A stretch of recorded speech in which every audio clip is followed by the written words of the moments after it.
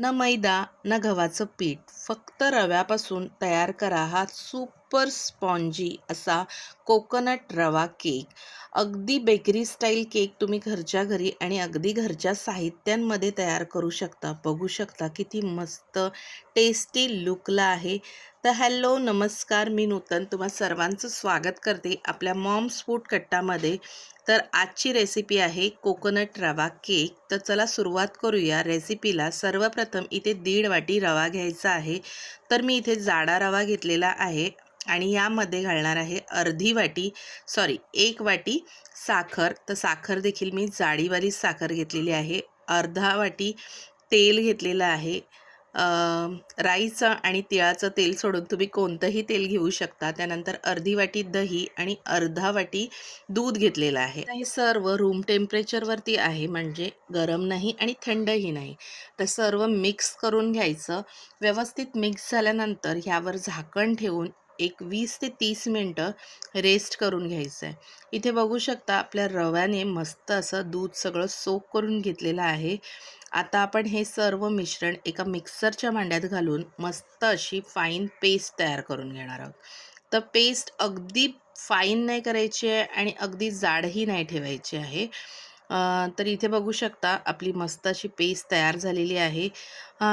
थोडंसं असं एकदम रवाळ लागेल ना अशी पेस्ट करून घ्यायची आहे. तर इथे आपली सर्व पेस्ट आपण ह्या बाउलमध्ये काढून घेणार आहोत. जोवर आपण पुढची प्रोसेस करतोय तोवर इथे कढई प्रीहीट करण्यासाठी ठेवलेली आहे. तर इथे मी ह्या मिश्रणामध्ये अर्धा चमचा व्हॅनिला इसेन्स, अर्धा कप डेसिकेटेड कोकोनट घातलेला आहे, 1/4 कप मिल्क पावडर घातलेली आहे. मिल्क पावडरने मस्त अशी बेकरी स्टाईल टेस्ट येणार आहे. 1.5 वाटी आपण रवा वापरला होता, त्यामुळे 1.5 चमचा आपण बेकिंग पावडर घालणार आहोत. अर्धा चमचा बेकिंग सोडा घालायचा आणि हे सर्व मिश्रण व्यवस्थित एकत्र करून घ्यायचं. बघू शकता या कन्सिस्टन्सीला आपलं बॅटर तयार झालं पाहिजे.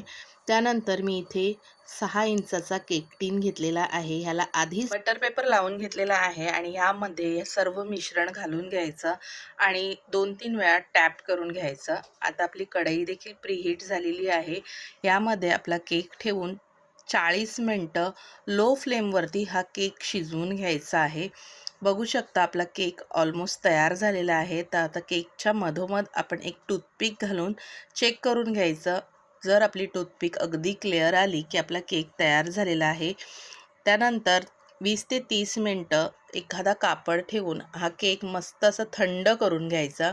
त्यानंतर चारही बाजूनी सुरीच्या साहाय्याने आधी केक मोकळा करून घ्यायचा आणि नंतर त्याला डिमोल्ड करून घ्यायचा. जर बटर पेपरचा वापर तुम्ही केलेला असाल तर केक डिमोल्ड व्हायला जास्त वेळ लागत नाही आणि अगदी इझिली आपला केक केक टिनमधनं बाहेर निघतं.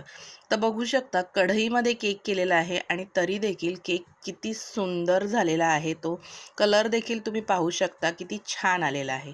आता यावरती आपण जॅमचा वापर करणार आहोत. तर इथे मी 2.5 चमचे जॅम घेतलेला आहे आणि त्याला थोडंसं डायल्यूट करून घेतलेलं आहे, म्हणजे व्यवस्थित फेटून घेतलेलं आहे.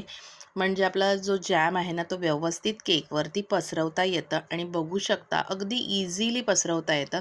मी इथे किसानचा जॅम घेतलेला आहे, मिक्स फ्रूटवाला. तुम्ही कोणताही जॅम घेऊ शकता, कोणत्याही ब्रँडचा घेऊ शकता. त्यानंतर यावरती मी डेसिकेटेड कोकोनट घातलेला आहे. व्यवस्थित पसरवून घ्यायचं, हलक्या हाताने वरती घालून घ्यायचं. आता हे अगदी ऑप्शनल आहे. तुम्हाला जर स्किप करायचं असेल तर ही प्रोसेस तुम्ही स्किप करू शकता. असाच रव्याचा केक तुम्ही खाऊ शकता, खूप छान लागतो. आणि इथे बघू शकता आपला केक व्यवस्थित असा कट करून घेते. त्यानंतर ह्या केकला आलेली जाळीसुद्धा तुम्हाला दाखवते. बघू शकता किती मस्त अशी जाळी आलेली आहे. केक इतका सॉफ्ट आणि स्पॉन्जी झाला होता की घरातल्या प्रत्येकालाच हा केक खूप जास्त आवडला. तुम्ही देखील ही रेसिपी नक्की ट्राय करा. कशी वाटते आम्हाला कमेंट करून सांगायला विसरू नका. सोबतच आपल्या चॅनलवर जर नवीन असाल तर आपल्या चॅनलवरती मी अशाच वेगवेगळ्या रेसिपी तुमच्यासाठी घेऊन येत असते. चॅनलला देखील सबस्क्राईब करा. तर चला फ्रेंड्स, भेटूया अशाच एका नवीन व्हिडिओसहित. बाय.